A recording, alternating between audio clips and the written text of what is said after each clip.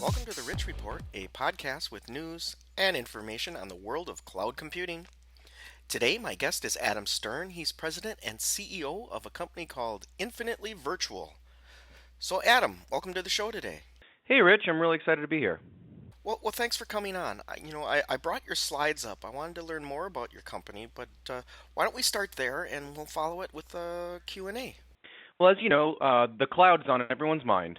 Customers are, looking to save money, increase flexibility, and, reduce the time it takes to bring new applications to their users. But for some of these folks, the thought of placing their data and their applications in infrastructure as a service company's environment, it makes them think about security and reliability. So, I thought we could talk about it a little bit. On the next slide, I thought we could just introduce Infinitely Virtual so that everyone knew who they were, who we are. I founded Alte Corporation in 2003, and we focused on providing professional services to small and medium companies in Southern California. And as we started implementing, VMware-based virtualization, we started to think about how, the new larger server equipment, virtualization, and increased bandwidth to businesses could really change the way people think about computing. And so we started creating a virtual dedicated server hosting company, or what people are calling cloud computing now. And so in 2007, we created Infinitely Virtual.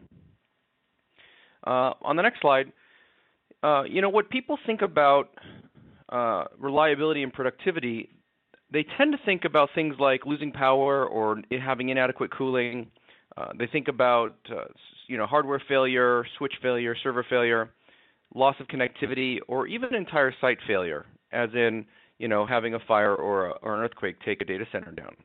But in reality, the things that tend to cause lost productivity are more like, attacks originating from the internet, malware, data loss, poor performance, and scheduled maintenance.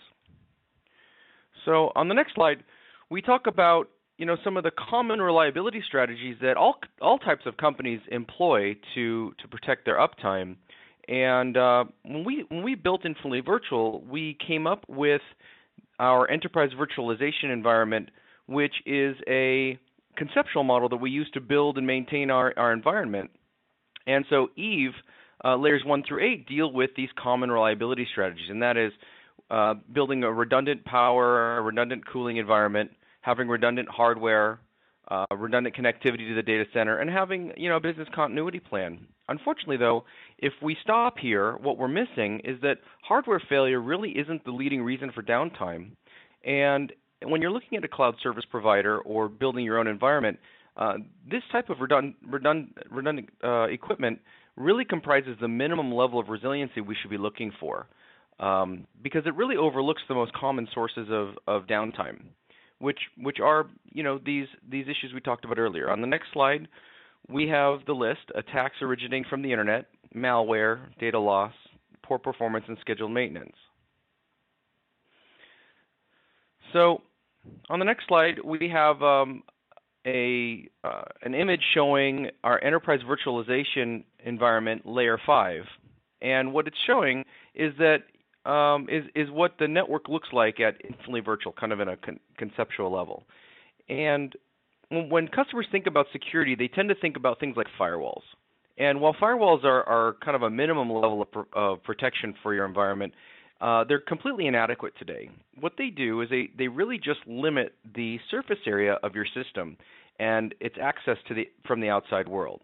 But today's threats, they target known vulnerabilities in allowed protocols. For instance, when you have a web server, the internet must be able to connect to your server over web protocols.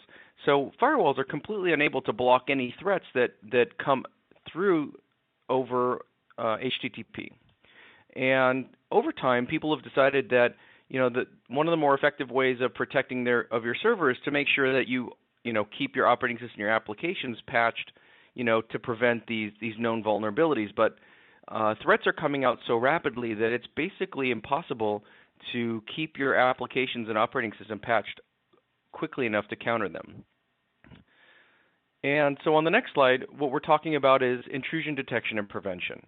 Now, large enterprises have been using IDP products for a long time.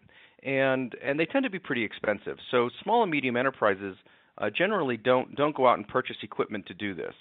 But one of the benefits of getting into a cloud environment is that you're sharing the infrastructure with other people. And so if you're looking at CSPs, you should be looking for one that has an intrusion detection and prevention system. What they do is they inspect traffic, and they can see far more deeply into the traffic and determine if what's coming in is a known attack, and they're able to either log or prevent these types of attacks.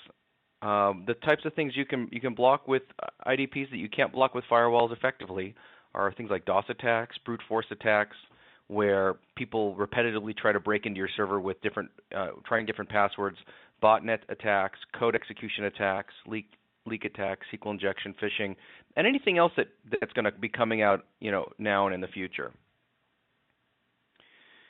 Another thing that people think about when it comes to security is they think about their antivirus and anti-spyware. Again, on EVE Layer 5, we don't believe that endpoint protection is enough. This is on the next slide. So no single piece of software has been able to block all malware effectively. Unfortunately, it's not possible to effectively install 5 different kinds of malware protection to prevent getting infections. And once you get an infection, they can be difficult or impossible to remove. So if you're getting into a cloud service provider environment, you should be looking at companies that have perimeter protection for malware, so that it can prevent you from even getting you can prevent the applications from even reaching your virtual servers. Now, on the next slide, we're talking about backups. Cloud service providers can use multiple strategies or different strategies to back up your data. And one of the types of methods that people can use is the traditional tape or virtual tape backup method. When a CSP uses this, what they do is they stream data from your server to a storage device, whether it be tape or disk. And these backups can take hours, and the restores can take hours. So if you have a failure that requires a complete restore of your server, it could literally be hours before the data can be restored to your server. Backups aren't point in time, which means that a backup occurs over the time it takes for the backup to occur. So there really is no point at which your server is 100% consistent. And many of these virtual tape or tape backup solutions don't allow you to restore an entire server functioning. So if you were to have a full server failure, an engineer would have to restore your server, install your applications, reconfigure the server before they could even restore the data. Another method that next slide. Another method that service providers can use is what's called a SAN-based crash consistent snapshots. Assuming that you're with a cloud service provider with a storage area network and all of the virtual servers are stored on a SAN, it's possible to take a point-in-time snapshot instantly. And what that does is it freezes all the bits on the disk at a particular point in time, in this case for your evening backup. And this type of backup allows you to restore the entire server or individual files. And while restores may or may not be instant depending on the SAN, they are a point in time for the server. But crash consistent means that the server that's restored is very similar to a server that's had the power cord pulled out while it was running. Your databases won't be consistent. The file system may have some corruption, and after a restore, it means that there may be some cleanup required to get your server back functioning normally. Now, at Infinitely Virtual, we use application consistent backups, which can be seen here on EVE Layer 11. It's again SAN-based, but the SAN and the hypervisor is a software that creates a virtual server, work together to quiesce all database and file system transactions to the disk prior to taking that point-in-time snapshot, so that if you have to restore the server, all the databases will be restored in a consistent way, the file system will be clean, and so you can immediately go back to working.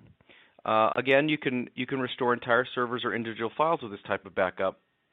And in our case, we use a technology that allows us to do instant restores, meaning that you don't have to wait hours for a restore, although it is possible for a CSP to implement application consistent snapshots in such a way where restores could take some time.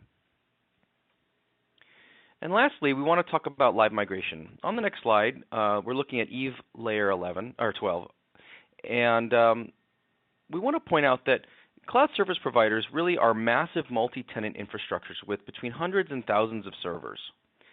And customers' virtual servers are then distributed across this mass amount of physical resources.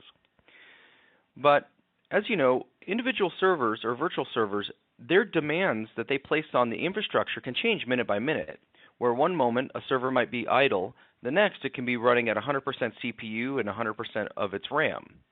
So a cloud service provider has to figure out how to balance the load across this large infrastructure.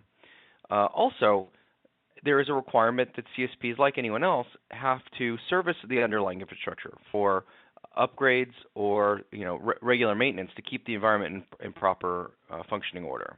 On the next slide, we're talking about the fact that in this case, slow performance really does mean lost productivity. So if you have a large cloud environment where the load of virtual servers is not evenly distributed among all the physical servers, the virtual machine's performance is going to be less than ideal. And if the imbalance is radical enough, the server will be so slow it's unusable. So when you're choosing a CSP, you should be looking for one that can load balance or distribute load across the entire infrastructure, both the compute infrastructure like the hosts and the storage devices automatically and without any downtime using live migration. And like any other infrastructure, CSPs have to perform maintenance to perform bug fixes, replace equipment. And so when you think about how often these types of upgrades are required, you want to make sure you're with a CSP that can use live migration to move your virtual servers from one piece of equipment to another without disruption, so that they can perform these upgrades non-disruptively. And so last slide, all mid-tier cloud service providers have the ability to deliver redundant power, cooling, redundant infrastructure, and connectivity. But truly, you should be looking for a service provider that can give you, that can protect you from the most common sources of downtime in today's environments, and that is, intrusion detection and prevention systems, perimeter antivirus, application consistent backups, and support for live migrating and load balancing of your virtual machines.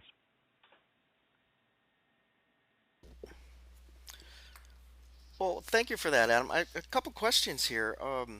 It seems to me that you've basically shrink wrapped or packaged a bunch of best practices and state-of-the-art technologies, and you've made it available to people that certainly they might have a data center, but suddenly they have access to a state-of-the-art data center through these technologies. Is that a fair description?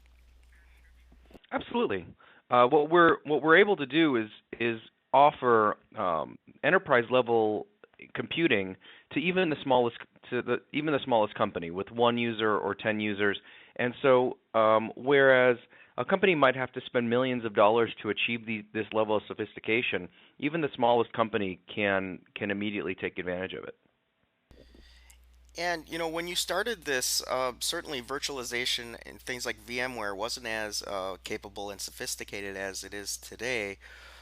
What kind of new technologies there have helped you, provide better service for your customers?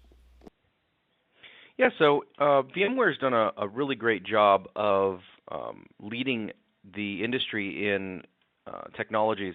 So as they have released more and more sophisticated software, we've been able to take advantage of that. And currently our densities have doubled over our initial environment, and so we're able to deliver this at a very low cost to customers. Also, other manufacturers like NetApp have done a great job in delivering high performance and strong software capabilities to help deliver these things like application consistent snapshots. And in terms of security, we're constantly looking at the landscape to determine what we can do to give our customers the most secure environment. And things like intrusion detection and prevention and perimeter antivirus have been the way we've delivered it has changed significantly since the beginning of the company.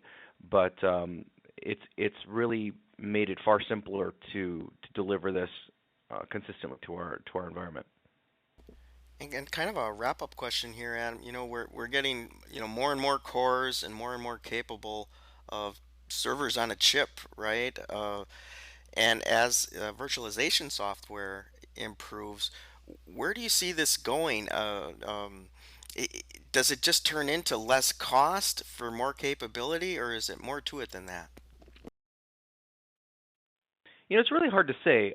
It's the current model is taking virtual servers and installing applications on them like they were physical. I wouldn't be surprised if there wasn't a paradigm shift where we're able to deliver applications with less of an operating system.